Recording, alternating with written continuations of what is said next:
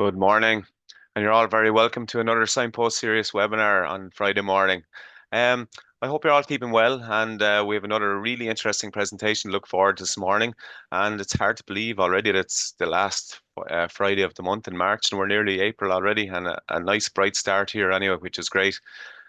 I suppose that's the main thing to think about today is I suppose we're talking about biodiversity again, and with long distinctive legs, bulky body, and long decurved bill, the curlew can be found during winter in wetlands and bogs. Unfortunately, curlew numbers have been in decline in recent decades, but what can we do to change this? Blackbourn, manager of Curlew Action, joins us to discuss action now for Curlews tomorrow. Good morning, Flo. How are you keeping? Good morning. I'm well, thank you. Very good, and thanks a million for joining us this morning. No worries. And we're also joined by our Teagasc countryside management specialist, Keena, who we all know, who's going to help me out with questions. Catherine, how are you keeping today? Morning all, how are you? Great, great, thank you. Flo, maybe just to start off, you might tell us a little bit about yourself and where you are. Yeah, of course. So I live in Glasgow. I'm originally from Edinburgh. I went up to Aberdeen to study zoology over 10 years ago now, which is a bit scary. And since then, I worked in wildlife rehabilitation for a few years. And working in wildlife rehabilitation, you basically spend the majority of your time with birds of various species. And it made me really interested in birds and wanting to find out more about them. So I then did a couple other jobs for a couple of years. And then a year ago, I did a master's in bird migration. And I found that really interesting and like the birds' movements and knowing where they go. And after that, I didn't really know what I wanted to do, but I knew I wanted to do bird conservation in some form. And I knew that I wanted, if possible, to study a species which is migratory. And that led me to getting a job as general manager for Curlew Action, which I started just under 6 months ago. Oh, what's so special about the curlew? What draws your love for the curlew? Because I know I was looking at your website there the last couple of days, and you specifically mentioned it. Yeah, yeah. Oh, they're just beautiful birds, really, and it's something about them. They have a really haunting call, and they feature in folklore. And something about them seems to draw people in. Since I've started working with curlews, so many people surprisingly have said to me, it's almost the curlew that's drawn me into nature, and a lot of people have like a love specifically for the curlew, and I think as well. They're a very special bird because you kind of have to go looking for them. They're not very brightly colored, and you're not going to find them in a city. So a lot of people don't actually know that they exist. When I've told people I work for a curlew charity, I can't believe how many people have said to me, "What's a curlew?" Which for me was unbelievable. I guess probably when I was younger, I didn't know either, but because I'm in a bird world, for me, I just assumed everyone knew what they are. So there's something very special about the curlew's call, and I think there's something very distinctive about it. It almost brings back memories of years and years ago when we used to hear more of them. And I think for a lot of people, they do remind them of years gone by. Yep, I think you couldn't have set this presentation up any better. So maybe Flo, if you want, you can get your slides ready. And just to Yeah. remind people that the podcast version of the Signpost Series webinar is available to listen when you're on the move and keep up to date on podcasts as well as it'll be available on the Teagasc website too. That's excellent, Flo. So with that, we'll let you kick off. Amazing. Perfect. Okay. Yeah, so talking to you about curlews today, talking about the charity that I work for, Curlew Action. Also, we'll talk to you generally about curlews and the risks they face and what we can do to help them. So many of the stats I'm going to be talking about today concern the UK, but I have also tried to find some for Ireland as well. So I do include more information specific to Ireland as well. Go. So first of all, I wanted to give you some quick facts about the curlew. Unless otherwise stated, I'm talking about the Eurasian curlew here. So there are a few species around the world, which I'll talk about in a minute, but it's the Eurasian curlew that which we're generally talking about day to day. And these are the ones which we get in the UK and in Ireland, Numenius arcuata. So they're Europe's largest wader with a wingspan of up to about a meter wide.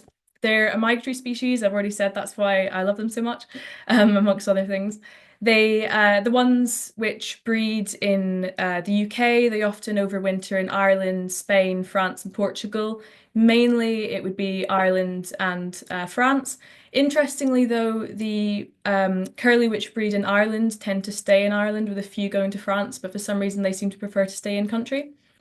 The curlew and the whimbrel, as you can see here, are often confused for one another, and whimbrel actually does come under the curlew umbrella, But if you're looking at both of them side by side, it's a bit harder if you're looking at them, on their own. The Wimbrel is a little bit smaller. They're more compact and a bit less stocky than the Curlew. And they've got this more prominent eye stripe, also known as the supercilium. They have shorter beak, and some people describe the beak curvature as being a bit less uniform than the Curlews, which you can really see if you see them kind of side by side. I think a good way of describing it for me is that the Wimbrel looks a bit more cartoonish than the Curlew, in my opinion, anyway. But Curlews mate for life, and they're very faithful to their site and, as I say, to their mate as well. The chicks are precocial, which means that, like ducklings, when they hatch, they're quite not fully independent, but they can get up, walk around. They're covered in down. They're not bold, staying in the nest and completely helpless. They can forage for themselves very early on. And once fledged, adults will typically live for about 11 years. So adult survival is quite high, with about 32 years old being the oldest recorded curlew, and possibly even older in unrecorded. So the real issue for curlews is fledging and getting them to fledging stage. That's where the conservation concern really lies. We officially have 8 species of curlew around the world. It was officially 9, although some people don't split the two Wimbrels, the Hudsonian Wimbrel. But if you do, then it was 9. However, in November 2024, the slender-billed curlew was declared extinct, not having been seen since 1995. And one of our former trustees was actually part of the official search for the slender-billed curlew, but unfortunately they haven't been found. The Eskimo curlew is also the one that's considered likely to go extinct next, although that's not official yet, which is a bit strange because actually the last confirmed sighting of the slender-billed curlew was not since the 60s. So actually you'd think that they're more likely to be extinct than the slender-billed, but at the moment they are still kind of officially around, but probably not actually around, unfortunately. So there are a lot of threats to the curlew. As I said, they mainly concern getting chicks to fledging stage. Like other ground nesting birds and waders, they suffer from all these problems here. So changing landscapes I've put into one. I had separated them before, but I put them together because this really concerns different ways in which our landscapes are changing. A curlew pair in England, though, needs to fledge about 1 chick every other year for there to be a sustainable population. But at the moment, the average around Europe is about half of this. So starting on egg and chick predation, many people consider predation to be the biggest risk to curlews when it comes to their nests. And in recent decades, nest failure in ground nesting birds and in curlews has gone up and chick survival down. But actually, in this study, it was found that adult survival hasn't changed. So again, that just backs up the idea that the issue isn't adult survival, it's getting these chicks to fledging. They have threats from many sources. Eggs and chicks can be predated by birds like crows and other corvids, mammals like foxes. You can see this picture on the bottom left here of a fox caught on a trail cam by the Game and Wildlife Conservation Trust. According to them, in some parts of England, the main predator of curlew nests is foxes, so they're the main risk. And we have a lot of these generalist predators, which can be a big risk to these ground nesting birds, not just curlew. Another issue is trampling from sheep and cows, and also sheep will sometimes actually eat the eggs as well. But landowners and farmers can be a huge part of the solution as well. So I'll talk more about this later, but there's certainly a lot that can be done about these things. So on to changing landscapes. I've got 2 slides here to separate the kind of 2 ways in which our landscapes are changing. So curlews are greatly reliant on the type of landscapes which are prone to human activities, whether that be development or farming. So they are very much coming into close contact with us and what we're up to. We've had years of wetland draining. The UK has lost 90% of its wetlands in the last 100 years, and I found a figure for Ireland which says that Ireland's lost about 260,000 hectares between 1990 and 2018, so we're losing a lot of our wetlands. And then the use of pesticides, this along with wetland draining is really affecting insect abundance, which is very important for chicks, and also adults feeding on invertebrates as well. When the ground is drier, the invertebrates travel down in the soil and it's harder for them to feed themselves.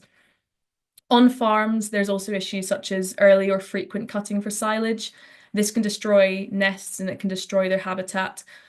Right from the pre-laying phase all the way to fledging curlews, they need about 3 months to be able to rear their chicks safely without any sort of disturbance, like I've mentioned above. Uniform cutting of fields can also be an issue, so they need a mosaic of habitats where they have tall grasses to hide behind and within, and then the short areas for their actual foraging. But if a field is cut so it's all the same level, either it's too tall grass or too short grass, and they don't get that kind of mosaic which they require. And then we have other types of land use change, which is development on grassland. This can be houses, businesses, things like wind farms. Wind farm sites have been found to be linked to fewer curlews nesting in the area and also lower success in curlews. It's been found that it affects them worse directly after a wind farm's been built and when it becomes operational. But it seems that in subsequent years, as the years go by, it doesn't affect them so badly. It's more just kind of immediately after construction. However, obviously, wind farms themselves can pose a risk to birds and to bats, and there is a collision risk. I think one study I looked at found that about 16% of migrating curlews are at risk from wind farms. I think an issue is just, as I've said already, grassland is very poorly protected and it's very threatened as well. I think that's because it provides a potential for development. So it's very hard to get protection when there's always development plans going on, and it might be that this bit of grassland would be perfect for this next project or new houses or whatever it may be. And it's also very important to acknowledge the issue of afforestation as well. Curlews can't nest in forests and they harbour predators. They also won't tend to nest even within about half a kilometre of a forest. If you think of a forest, say a kilometre by a kilometre, it's not just that area that curlews then can't nest in, it's then half a kilometre all the way around on every side as well. So it kind of gives an issue even larger than the size of the forest itself, and they can really suffer from these predators coming out of these forests. And then we also have the things that come with development, like roads. These are a risk, whether it be collisions or them nesting too close to a road and things like that. In England, especially, they nest a lot in airfields because these are wide expanses of grass area where often they're fenced in so predators can't get in. So in theory, it's ideal nesting for curlews, but they have collision risks, so they often end up having to be killed, which is why I'll mention in a few minutes, head starting has been a solution to this, and which is very much involved with airfields in England. So there are many, many ways in which we disturb waders, ground nesting birds, curlews, whether we want to or not during the nesting season and also in winter. And the vast majority of these are completely unintentional. With the best will of the world, we're doing it without even knowing we're doing it sometimes. Ground nesting birds are very flighty, as you can imagine, and flushing them can alert predators to where their nests are. So even if the bird itself is fine, the chicks are sitting tight, a predator can then be alerted to something going on there. There's a bird sitting there, maybe there's a nest. In winter, brief disturbances such as walking too close to colonies or letting your dog run through colonies may seem harmless, but this kind of thing can happen again and again and again over the course of a day. And many individuals causing brief disturbance can lead to the birds having stress. It can lead to weight loss, either as a result of the stress or reduced feeding because they're having to be vigilant more of the time, looking around to see what's going on. And in extreme circumstances, this can lead to death, especially if you consider in winter, the conditions aren't as good, there might be less food, and they've probably just done a big migration or about to do a big migration. So they really need to be in as good a condition as possible. And then they can also suffer from carryover effects, whereby if they're weaker in winter, they're then weaker in spring, and they're less likely to be successful when they're trying to rear their young. So it's a bit like a vicious cycle, really. And yeah, dogs can predate them and flush them from their nest. One study found that even though a lot of people walking their dogs, if they accidentally disturbed a nest or even picked up a bird, the owners would believe that it was an accident and that the dog had just stumbled across the nest. But one study, I can't remember where it was, but it was somewhere abroad, found with aerial cameras that actually, with some breeds of dog, when they went into these areas, they actually started moving in like a zigzag pattern. They were basically searching at that point. So when they found the bird or they found the nest, it wasn't actually an accident at all. It was very much an intentional kind of hunting by that dog. But for the owner, obviously, there's not really any way you're going to know that. And then other ways we disturb them is things like drones. I've seen colonies disturbed by drones, which go down to film them ironically and completely scatters them everywhere. Get the problem with seal holeouts as well. It's quite a big issue actually. And then things like water sports as well, like in winter when these birds are in estuaries and people get too close to them from the water's edge, that can have an impact as well. So on a climate change vulnerability scale, curlews have been rated as a very high risk, which means they suffer greatly from climate change. And these can be the two extremes, drought on one end and flooding on the other. So drought obviously leads to poor insect abundance for the young to feed on and worse foraging for adults, as I said about the invertebrates. Crane fly are a really important part of the diet for the chicks, and crane fly larvae die in hot temperatures. It can also lead to dehydration if they're not feeding on insects, then they might be dehydrated if they don't, because a lot of these birds get their hydration from the food that they eat rather than always going to drink water. And this can obviously lead to death if they're too dehydrated. Adult stress, heat stress, sorry, also can lead to nest abandonment. So if an adult's sitting there in direct sunlight, no shade at all, because they're obviously nesting in open areas and they get too hot, they will just leave the nest because they don't have a choice. There has, as a result of this, been an upward shift in curlew distribution found, which is likely a result of these drier, warmer conditions. They're trying to get to slightly cooler conditions where it's a bit better for them. And then marine invertebrate life cycles are affected by the changing temperatures. So again, in winter, if they're not feeding as well, this can then affect their nesting in the breeding season. And then on the other extreme, as I said, is flooding. Curlews do benefit from wetlands, of course, but only up to a point. If an area gets too flooded, the nest, the chicks, the eggs can actually get washed away. And also, if there are chemicals used in the area nearby, it can just like wash chemicals, pollutants into the area where they're nesting, which is a risk for them as well. So I'm talking about the UK now, but then I have a slide about Ireland in a second. But the UK has about 58,500 breeding pairs of curlew. This is about 20 to 25% of the population globally. So it's a very important population that we have in the UK, but there's been nearly a 50% decline in the last 26 years and more than a 50% decline in Scotland and Wales. There's also been a decline in the number of wintering. This could be a mix of conditions or disturbance in the UK, but it might also be because of poor fledging elsewhere in further north where these birds are then migrating to the UK from. So they're now on the red list in the UK and they're considered one of the greatest conservation concerns here. A few years ago, I said before that we're only fledging half what we need to fledge, which sounds bad, but I think this sounds even worse, which is that for a stable population in the UK, we'd need to be fledging 10,000 more chicks every single year, which is a big kind of gap to try and fill. Unfortunately, in Ireland, the situation's even worse. Curlews are also on the red list, and without dramatic intervention, many consider that they'll be extinct in Ireland as a breeding bird within the next few decades. So there's really a lot to be done. This map here shows the area where curlews used to be and where they were found to be in a 2008 to 2011 census. So you can see they've been lost from many areas. In the 1980s, they're estimated to be around 3,500 to 12,000 breeding pairs of curlew in Ireland. Now there are only 95, so there's been a dramatic decline. And you can see here that wader tails are described as being the equivalent of, this is 2019, so a little bit different in terms of the numbers, but equivalent to the Republic dropping from 4.8 million to less than 200,000, which I think really puts this into perspective. But it's not all doom and gloom. Something can be done, many things can be done, in fact, and farmers and landowners play a huge part of this, whether it be actually getting involved in the conservation directly or even just giving permission for their land to be used for things like monitoring or conservation projects or, putting up fencing, etc. There's a lot that can be done thanks to landowners. So I've talked about wetland draining and pesticide use being an issue, and obviously these things are done or have been done for a reason. So it's understandable that it's not just as simple as saying, "Oh, we'll undo those things." But there's other things that can be done instead of that. There are things like setting aside land if you have fields that you don't need to use all the time. These areas then could be free of pesticide use. You can dig scrapes which collect water. This helps with insect abundance, which doesn't then just mean more insects in the immediate vicinity. It can then mean more insects, slightly further afield as well. Curlews do prefer wetlands to dry land, so having these wet areas, which is good for the insect, is also good for the curlews.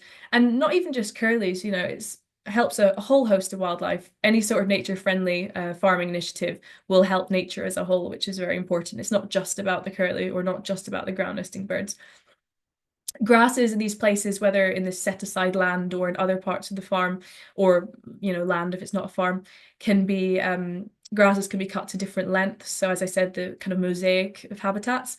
And in Cumbria, they actually trialled a project where they used sheep to do this. They put sheep in a field and they grazed, and then the field was actually then perfect for curlews.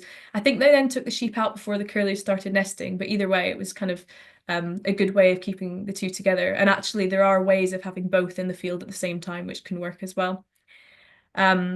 So even though overgrazing can be an issue, undergrazing can also be an issue. So again, it's about having that balance really. And then things that can be avoided is, like I've mentioned, avoiding the early cutting of fields or the frequent cutting of fields, especially before like mid-July. Whether for conservation purposes or industry, it's also good to be careful of where people are planting trees and planting hedges, because as I've said, curlews won't tend to nest within about 500 meters of forest. And many farmers and landowners already carry out predator control. It's considered that predation of generalist predators is a huge issue for these ground nesting birds. And again, it's not just curlews, it's other species as well. So with few curlews in Ireland, it's difficult really to kind of carry out all of these actions to help curlews because they tend to be site faithful. So if you don't have a curlew on your farm, it's unlikely next year you will, especially with the way the numbers are going. So curlews may not be present, but as I've said, having nature-friendly farming is obviously good for nature of all types, and curlews will benefit from more of an abundance of insects, as will other species. If curlews fare better in the future, then having these sites which are ready for them means that a curlew that is, for whatever reason, looking for a new nest site will then be able to use that land. So it's definitely worth doing, even if curlews aren't there at that exact moment. The headline at the bottom here, Curlew Conservation Advice for Farmers, is an RSPB article that you can find online. And there's also Curlew Country, which has a few articles about what farmers can do to help curlews. And I've had a quick look at the web pages and they look really helpful. So if anyone wants to have a look at them, I would advise looking at Curlew Country. And then we've got head starting, which is a tactic which involves collecting eggs, often from areas in which they wouldn't survive if they were left, like I've mentioned, airfields. And then these chicks are reared and released into the wild from captivity. This is done around Europe. There are various projects in England. It's done in Ireland, Poland, Germany, Belgium. England has kind of like the largest projects, as I said, working with airfields. That's quite a big thing. But head starting is still very much in its infancy and a lot still to be learned about it. There are other countries in Europe, such as France, which are considering starting head starting as well. But it's not as simple as just you're losing curlews, we need to do head starting. You need to kind of think about the ins and outs of it and what it will achieve and what else is being done in the background as well. Unfortunately, an issue for Ireland is that there's more capacity than there are eggs present. So they're looking for ways to be able to head start more chicks than they actually have available to them. And it's difficult because how do you get eggs into Ireland for them to be head started? It's great that they have more capacity, but it's a shame that they don't have the eggs to be reared. So this gets them over the main risk in their life, their biggest hurdle, which is getting to fledging. But it's very important to be mindful of the fact that it is just a sticking plaster. Head starting isn't a solution in its own right, but it buys you time while a solution is found. And obviously, there is some detriment to the chicks. When those chicks are then released, they don't have any of the survival skills which the wild born ones and the wild rear ones which will have. So adult survival is high, and once they've fledged, they're likely to survive. But the first few days after being released, that's when mortality risk, I would probably say, is the highest because they're in the wild for the first time and they might not know, exactly what they need to do. But they do take care when they're rearing them to try and give them as many sort of lessons, if you like, as they can. So now in terms of protecting nests, this can be done in various ways. Fencing is one method. This can either be fencing of a whole field where curlews or other birds are nesting, or fences that are just around the nests. I think generally fences that are just around the nest are preferred. These can be electric fences. These tend to work better than non-electric fences. But as you can imagine, they're only really effective against mammals, so foxes, not so much for predators, which can fly over the nest, obviously. Also, it does get them to hatching stage, but then within a few days, these chicks will be wandering around and leaving the fenced area, so then they're obviously at risk again. But it does improve hatching success and prevents egg predation, or at least, stops predators, mammalian predators from getting in. And yeah, as for birds, not so much. So I've already mentioned predator control. There are a high number of mesopredators in the UK, and ground nesters are a great risk of them. And another way of protecting nests is if you yourself are a dog walker, just being really mindful of where your dog goes when it's nesting season, so between like April, March, and July. But you also might be just a walker, a jogger, you might have children with you that are running around. So it's just about being mindful of where they are going, where you're going, and whether you're spooking these birds and disturbing them. If you're a dog walker, you obviously just keep your dog under control. If you own the land, you can put up signs or speak to people in the area, just in a very friendly manner, obviously, just saying, oh, just to be aware, there are birds nesting here, or putting up signs like this one of ours featured here, just so that people understand their responsibilities. And then there are things like monitoring and research to help curlews. Much curlew research is focusing on things at the moment, present issues like the causes of crumbling eggshells in curlews. Head starting, as I say, it's very much in its infancy, so we're still looking at what works, what doesn't work, and why. The various projects around Europe have slightly different methods, so they can, talk about this is what I did and this is what my success rates are, and this is what I did, blah blah blah. So just really looking into what works so that maybe in future there'll be more of a standard practice for head starting. And then other things that are being looked at into are what chicks are eating, what food they're requiring, the effect of heat stress on chicks, because we understand a bit more in adults, but less so in chicks. And we've also got things like ringing curlew, GPS tagging them, so we know their longevity, we know where they're going, we know if head started chicks are behaving like wild rear chicks or not. So we know, yeah, when they're coming back, when they're breeding, etc., etc. We have a page on our website, you'll see on the bottom right here, with scientific papers. So we do post quite a lot of the more recent findings in curlew conservation. And then the top right here, Curlew Cam. These show constant activity on the nest from as soon as that nest is found until they wander away from the nest, I suppose. So this will show you parental behavior, what they're doing and when, the parents switching in and out of incubating. And it also shows what disturbs them and what predates them. It's not always obvious with disturbance if it's happening off camera, but certainly if the nest is predated, you'll see what is predating them, which is how the Game and Wildlife Conservation Trust were able to conclude that foxes were a big issue for the curlews in that part of England they were looking at. So this leads me on to what we do, which I'll speak about just now. These photos show a bit of a variation of the kind of things we do. So we have like competitions and we run stalls and we partner with like art shows. I have World Curlew Day, which is the 21st of April. We do events with well-known people like the singer David Gray. We value the importance of telling people what curlews are, because as I said, not everyone knows, and talking to people about what affects curlews, because many people, if you're not going to know what a curlew is, you're never going to care about what's affecting them, because you just don't even know that all this is going on. So it's really important to just get people talking, not just about curlews, but about nature as a whole.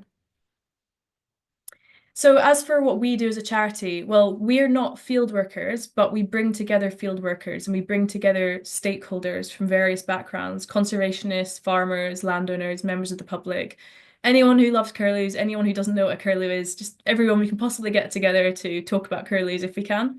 We aim to inspire people about the natural world, and we do that often through the lens of the curlew, because we think that's a really good way of getting into nature, as so many people have gotten into nature seemingly through the curlew. The reason we focus on the curlew, there are various reasons. I could say the most simple one is that our director fell in love with curlews and found them a fascinating bird, and she realized how much they were struggling and wanted to help them. But curlews are also bioindicators, so they're very sensitive to their environment, and they're an umbrella species, so they're affected by many of the same things that affect other species. Therefore, if we conserve the curlew, we're conserving the various habitats that they use, because they use a range of habitats. We're conserving the other species that use those habitats, not even just birds, but also mammals and plants as well. We're conserving wetlands, we're conserving grasslands. So they're a great, as I said, umbrella species to conserve everything that uses the land with them, or even the land itself. They're also rather an uncontroversial species, so it's quite easy to get people behind the conservation of the curlew, which then has wider benefits. And as I say, in helping them, we help so much more as well. Personally, I think that it's important to tell people about the curlews as well, because as I said before I started my presentation, you don't often see them, and they're not brightly coloured, and you're not going to see them in your town or city. So it is easy not to know about them. And I'm saying I can't believe some people haven't heard of them, but then why would you have heard of them? If you don't know about them, you're not going to know about them. So I think it's important to talk about them because they're struggling, but so many people don't even know they exist.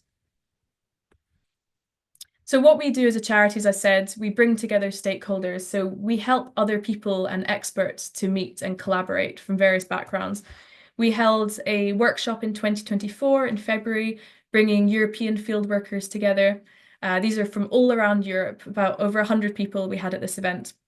These are not people who would usually be the focus of a workshop or be able to come together and collaborate. So this was a really important event and one which we had a lot of positive feedback for. It means that all these different field workers from around Europe were able to learn from each other and learn that they were doing things, sometimes in slightly different ways so that they're able to can collaborate and then keep the conversations going afterwards. But also, even just in terms of mental health, they learned that the way they felt about things and the way they worried about the future was actually the way that many other people felt. Because a lot of the time, especially as field workers often go out on their own and do things on their own, you can kind of feel a bit lonely. And these people were able to come together and say, oh, I also feel that. I'm also worried about this. And we had that as feedback after the workshop, that people felt it really valuable to be able to come together and talk about those things. And this year in February, it's always February, we seem to have our annual workshops.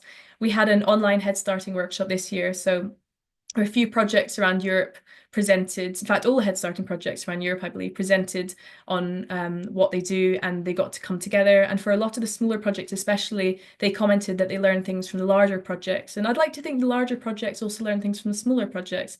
They got to see different practices. There were a lot of questions asked, both by members of the public who wanted to go out of interest and by other people doing Head Starting, and people as well who thought they maybe wanted to do Head Starting and wanted to find out a bit more about it. We had a lot of discussions, and we also had anonymous voting so that people could say without fear of being judged, this is how I do this, or this has worked or hasn't worked, because it's important to talk about the failures as well as to talk about what works. So that was a really important part of what we did. And as a result of it, and as a result of the feedback we've had since, we're planning on now having a yearly Head Starting webinar so that all these people can come together once a year and talk about how the year went, and again, share tactics and ideas and lessons learned. Where possible, we make these events accessible or either cheaper or free for people who require it to be, so that where possible, anyone can attend, which is why the field worker workshop last year was in hybrid format, and the Head Starting workshop this year was online, so that we can have as many people involved as want to be. We also hold free monthly webinars on all sorts of issues. So we use the Curlew kind of to discuss these wider issues, such as here, managing the uplands. That's not just about curlews, but they also, curlews are part of that. So they kind of bring curlew enthusiasts into the fold. And we bring experts together who give presentations, but then who can also have discussions and again, kind of collaborate in that space and often keep the conversations going afterwards. So we've had people come together which haven't necessarily spoken to each other before. We also have Europe-wide end of breeding season webinars every year where people from Europe come together and talk about how the season went. We have people with all different viewpoints join. Because it's free, we hope that people from every kind of perspective will come, and some people will feel one way about a topic and some people will feel the other way, but everyone's there to say their piece and to ask their questions. And it's then posted on YouTube for anyone to watch who wishes. We keep the topics light sometimes. We'll talk about things like curlews and folklore, like just kind of interesting. But then we also have heavier debates, like we have pro and anti-predator control. We talk about wider issues in conservation. We talk about the mental health aspect. We just kind of delve into everything through the lens of the curlew. We really want to be a place as a charity where people from all backgrounds can have important conversations and be heard, and also where we can be the broker of the difficult conversations as well. So we raise awareness not just about curlews, but about the natural world. As I said, that can be done quite well through the curlew or through the lens of the curlews. As curlews are a wonderful bird, they do bring a lot of people into enthuse about the natural world. They're a great gateway for our appreciation of nature. So we raise awareness about the things that the average member of the public can do something about, the things like the wintering disturbance, the nesting disturbance, and the dog walking. And We do this by writing blogs, and we'll do articles, and Mary often does interviews, like, externally to the charity. We have competitions. We have World Curlew Day competitions, art competitions, poetry competitions, baking. If anyone wants to enter any of them, you're very welcome. The closing date's the 10th of April. You can find out more on our website. We also let people download signs and sell signs. The signs have been designed by our supporters, which we have competitions for. So we really try and get people involved. And we give talks about the issues facing curlews. Often, depending on who's asking us to give the talk, we'll tailor it to what they want us to talk about. But we also just keep the conversation going. Every single day we're working towards curlews, talking about curlews, and we're keeping curlews on the brain, making people think about curlews every day or about nature every day. We also do a lot of work with our Patreon ambassador, as I said, the singer, David Gray. He's great because not only is he really passionate about nature, but he helps us reach a general audience. Fans of his aren't necessarily all into nature, but they'll come along to see him and see him talk. And then through that, we have an audience who wouldn't otherwise come to an event about conservation, get to find out more and get to find out about the curlew. We actually made a short film with him at the beginning of the year, which has been posted on our YouTube, so you can have a look at that if you're interested. Many charities help curlew alongside other birds, but we see ourselves as very much leading on community engagement and raising awareness about curlews. And then we support curlew conservation. We've supported Curlew Country's Head Starting project by providing them with resources in the past, and by bringing conservationists together, we're helping them to gain insights from each other. We support Plant Life's Grassland Action Plan to give grasslands more protection. Our director is the chair of the Curlew Recovery Partnership, which organises gathering data to inform the government department DEFRA, so Department for Environment, Food and Rural Affairs, and new environmental schemes for ground nesters. And they do that with farmer clusters, landowners, volunteers, conservationists, etc. We also visit projects abroad to find out the similarities and difference between the issues curlews are facing here and there. We're involved in the creation of a draft UK Curlew Action Plan to better protect them. Unfortunately, schemes to protect curlews do seem to be quite lacking at the moment. And in the future, we hope to have more capacity to help people on a case-by-case basis. And finally, we promote general nature education because we believe that nature can't be helped if people don't know that it needs help, but will never want to help nature if they don't care about it in the first place. So this scary photo, I would say on the left-hand side, has some rather worrying statistics about children's knowledge of the natural world. And Curlew Action was the main driver behind the Natural History GCSE. This is the main qualification in England and Wales for 14 to 16-year-olds. This has just been reconfirmed after a previous confirmation a few years ago and then backtracking, but we're now expecting this to be implemented in the next couple of years. It's been an uphill battle. The director of Curlew Action started it in 2011, and now finally it seems that I can end on a positive of this talk, that the GCSE has been confirmed again and should help children learn more about nature in the coming years. But we're not finishing there. We think that we still need to do more about nature education. It's not just about a GCSE. So thanks very much for listening. Apologies, I think I might have gone slightly over time. Feel free to send me an email if you have any questions. Follow us on socials. You can sign up to our newsletter here on the QR code or have a look at the link. And also, very quickly, lastly, this is a great document I found, which our director and Teagasc were involved in the creation of, which is about helping curlews in Ireland. So yeah, thank you very much. Flo, that was really excellent and interesting, super interesting, and your timing was perfect. So thank Oh, you very cheers. much for that. Yeah, it was excellent. Thank you. Look, it's obvious you're doing a huge amount of work in trying to help our curlews and save them, and it's great to see.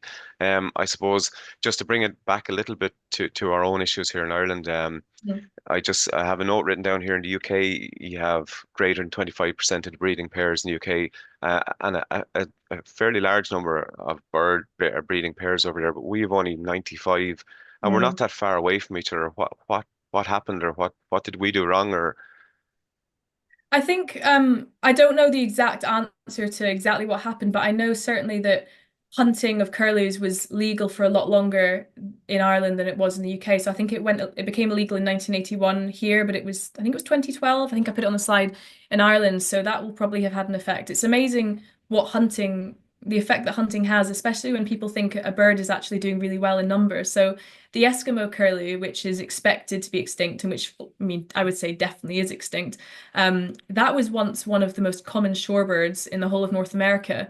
And then around about the end of the 19th century, they started killing apparently about 2 million a year for subsistence hunting, and now they're extinct. So hunting is a huge issue, and I think that has been an issue in Ireland.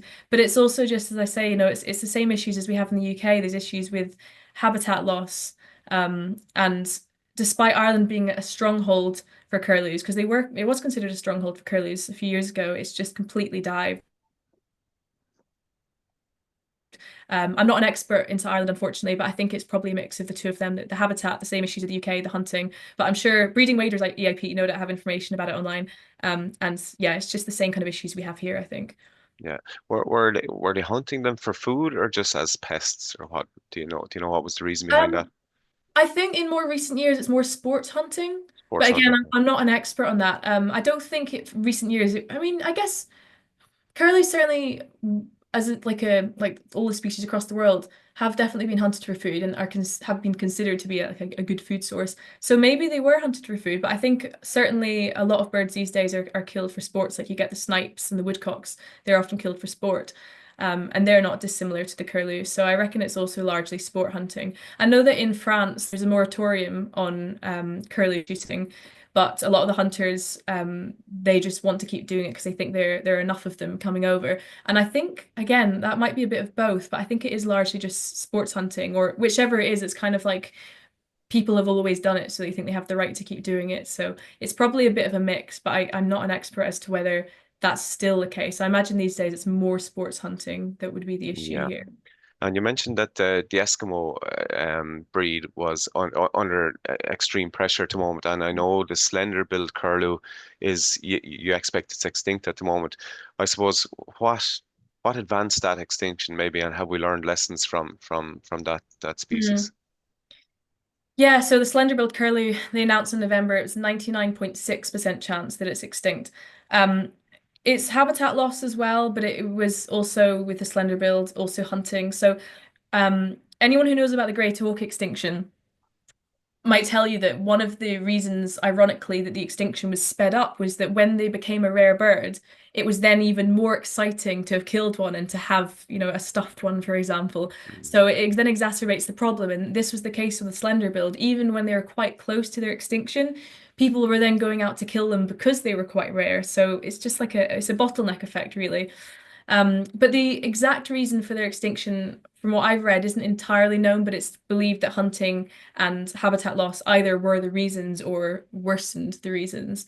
But yeah, as I say, the Eskimo curlew was once one of the most common shorebirds in North America, and it was actually nicknamed the doe bird because it was considered such like a fatty bird to eat and like a good quality meat that unfortunately, yeah, millions and millions of birds. But in terms of whether we've learned a lesson from this, I think in a way we have. I think the most famous case, at least from what I've heard, is the passenger pigeon, which about 200 years ago, it's estimated there are about 6 billion of them in a region of North America, and they would darken the skies for days. And there were so many of them, I mean, billions, more than they had humans on the planet. They thought, we'll never be able to affect this population. We can kill as many as we want for food, or we can kill as many as we want for pest control. We'll never have an impact.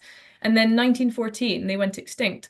And so I think we have learned lessons from that. Apparently, the passenger pigeon led on to us then bringing in more protections and being more aware of the impact we can have, which is terrifying, the impact we can have. In only about, I think it was 50 to 60 years, we went from having all those passenger pigeons to having none.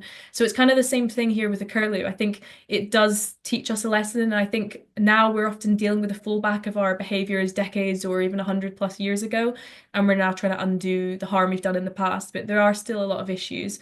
And even though we've learned the lesson, it's not just about now not killing them, it's about actually helping them again. Because if they've lost all these habitats or their numbers are low and they don't have a great genetic pool, then we actually need to do more to help them bring the numbers up again. And that can involve some work, even from people who aren't themselves conservationists. Yeah. Catherine, lots of questions coming Yeah, in.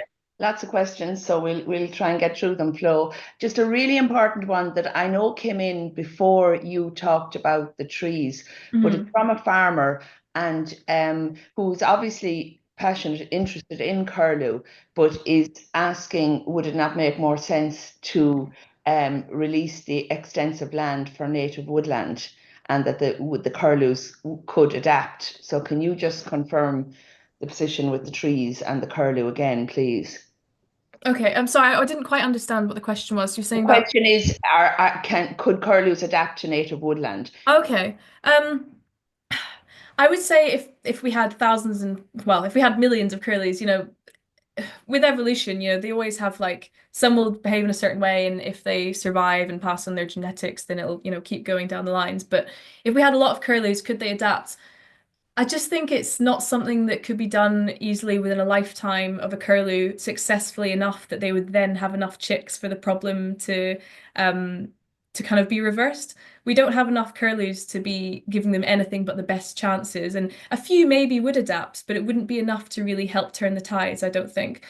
And Um, I think you had a very striking figure there that the curlew won't nest within 500 meters of tree yeah, or yeah, woodland. So I think that's the answer at the moment because I think, there's a general, I know I'm talking about general biodiversity, and people often mistakenly in the, trying to do the right thing, say we leave that acre for everything. But that's hmm. not the way it works. Sure, it's not. So if a curlew won't nest within 500 meters of a tree, that's a figure I think we all need to remember.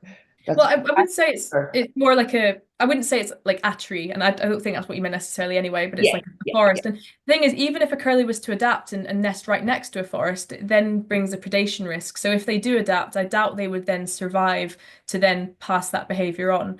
Yeah. So even if we then have curlews near trees, there'll just be more curlews dying, Dying, and yeah, we don't yeah, have the time to kind of have them actually adapt to that properly because without the predation risk going away, they would just yeah. be killed. I think we've had great work on that in Ireland. We have a lovely webinar there with Catherine Finney on the Curlew EIP, and again Mhm. came out with that figure, which I think really, really struck home to people about, Yeah. the predation and the curlew. And now we have Owen Murphy and the Breeding Waders EIP doing fantastic work, just Mm. getting going now and all that side of it. So what you've said really adds to the story there. I think everything you said today. So delighted with that.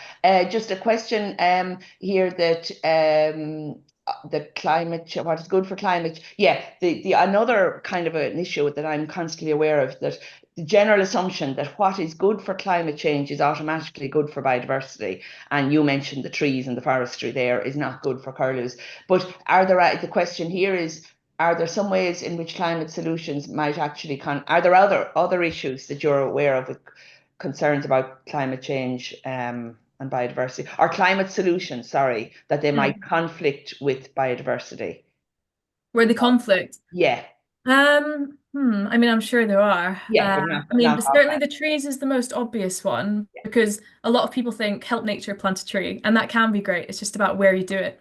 Other concepts. Yeah, no, that's fine. That's fine. For I just example, I want to get mean, through. things Yeah, like with green energy, wind farms are green energy, but they do pose an issue. And like all sorts of green energy, there are pros and cons. It's green energy, but there are still certain risks. And so wind farms are an issue. It's just as to whether, do the positives outweigh the negatives. So I think that would be one way. It's not a exactly. solution, but it's like green energy is positive, but also it doesn't come with Always positive. as Yeah, we well. need to think of Yeah, it. yeah, It's like the argument for even within biodiversity, we need to be careful of a single species focus. You could go mm, after one, but you need to think, is it doing yeah, harm to us? definitely, So yeah. definitely. Listen, I've lots of questions, Flo, so if we can just get through some of them. Snipe. Somebody wondering, is snipe related to curlew? Yeah, I mean they look very similar and they're waders, but they're not a type of curlew. They'll be Oh, related somewhere back, but they're not come under the curlew. So you get jack snipe, common snipe, woodcock, curlew. They kind of look quite similar, but they're not the same type of bird. very good. Um, Crows are very clever, we know that. So do they not to learn where the fence around the nest is a good place to find food? Do you get me? Yeah, yeah, no, I totally. Yeah, well, actually, I don't know so much specifically about the fencing because I know that fencing isn't always it doesn't really stop them anyway. But first of all, if it's like a small area, it could be harder for the crows to get to anyway. But I was actually looking online at an article which was it was like questions and answers from farmers, and it was farmers saying instead of not mowing my field, could I just put up like a flag next to the nest or just leave like a meter of grass around the nest so that I'm protecting the nest but still able to cut the field? And the answers were actually no, because the predators, whether crows or foxes, will think, there's a flag there, or there's a tuft of grass there, I better go investigate, and then they find the nest. So even probably is a case of fencing as well, which is why it's considered to be against mammals, not against birds, and also Yeah, why electric fencing is better, because yeah, it is potentially an issue. But then if you don't fence them, they're then not protected against foxes and potentially against sheep and against trampling by cows as well. So it's kind of like you win some, you lose some. But yeah, definitely they do notice things like that, yeah. very good. And again, staying with the fences, what are your experiences with electric fences in relation to curlews flying into them and dying from it? Not, I suppose, from the shock, but from getting caught in them. Is there any worry about curlews flying into fences? I haven't heard about it. I mean, it's certainly possible, but no, I haven't heard about that. Okay. I think Yeah, a lot of it depends, like as well, like some, if it's a field that's fenced off, it'd be a bit different to just around the nest. But if it's electric fencing, it doesn't have to be that tall. So a curlew's probably not coming in too fast, like quite low on the ground. But they'll often, if they don't want to make it clear where their nest is, they're probably not flying like straight into it anyway, especially when the chicks are walking around, like they're not always in that area. So once the chicks hatch, they won't actually be going like into the fence anyway, the fenced area. But yeah, I haven't heard about that, but I mean, anything's possible. But I certainly have yeah, not heard that in these discussions. I've never heard anyone say this happened to me. yeah, yeah, But it's definitely a valid question. I'd say it's worth looking into. yeah. Are they solitary birds or will they nest in groups if possible? So males tend to be quite territorial, but they are loosely colonial in their nesting. So like they will nest all in like a field, for example, if there's like enough space and enough resources. But if a male lands too close to like another male's area, he will likely chase them away. It's more in winter when they're not competing for nest space. You'll see like a lot of them together. In summer, like they'll kind of, you can get a few in an area, but they won't be bunched right next to each other. They're not like some birds which will nest right beside each other. They like a bit more space, but they know if they see others that it's probably like a good area for nesting. Yeah, again, some very complimentary comments on your presentation, Thank and you. absolutely fantastic, Flo. Um, some other questions, again, some comments about hunting has nothing to do with it, and the move from making hay to silage was the biggest cause of decline here in Ireland. That's just a comment from somebody. Okay. Um, uh, the I see overwintering flock of 50 birds feeding in dairy farm field each year, normally at the start of February. Across the river from the field is a large expanse of rushy fields. Would the curlews be likely to roost in the dairy fields overnight or in the rushy fields? Hmm. Improved grassland, has it any benefit for a curlew? From what I've read, they prefer unimproved. Yeah. So yeah, just probably what you'd expect. But yeah, as for which I don't know. I know because I do like wader dazzling, and that's not a curlews, but they very much like stubble fields for overnight. That's where they seem to spend a lot of their time. Um, And a nice comment here. You mentioned the crane fly is an important source of food for them. Their larvae is the leather jacket, an agricultural pest that can seriously damage grassland. I think reseeds in particular is Nicole. And this yeah. might be a good motivator for some farmers when convincing them to help protect them. Comment on that. A yeah, nice. I like that. I like that. Yeah, yeah. We'll use every trick up our sleeve, won't we? Does the head starting has have any negative effects on the mother's birds? Stress or laying eggs again? Hmm. Negative effects on the mother birds. Yes. Yeah, yeah. So of course it causes stress, like yeah, definitely. But at the same time, if that nest is almost definitely doomed to failure, it's like welfare wise not great for the female, but also it's about survival, and it's not, we can't focus on, just being kind to the individual. We have to look at the whole population and its survival. But also if an egg or a clutch of eggs is taken away, they will tend to lay again. Generally, it's found with second clutches or even third clutches, they're often kind of lower quality than the first, because you think of the energy that goes into these eggs, like their body weight can be 40% eggs, the female. So it's a lot of energy they're putting into them. So the second clutch is probably lower quality, and they're probably a bit more worse condition themselves at that point. But if there is any chance of that nest surviving, then it means we've got one clutch which is being head started and will almost definitely survive, and one clutch which is being reared in the wild and may survive. But often, as I say, with airfields in England, they're removed from places where they would definitely be killed otherwise. So again, it's really just a judgment as to whether you think that nest has the chance of surviving or not. But we need to focus on numbers at the moment. you mentioned crumbling eggshells. How how much of an issue is this, and what is the cause?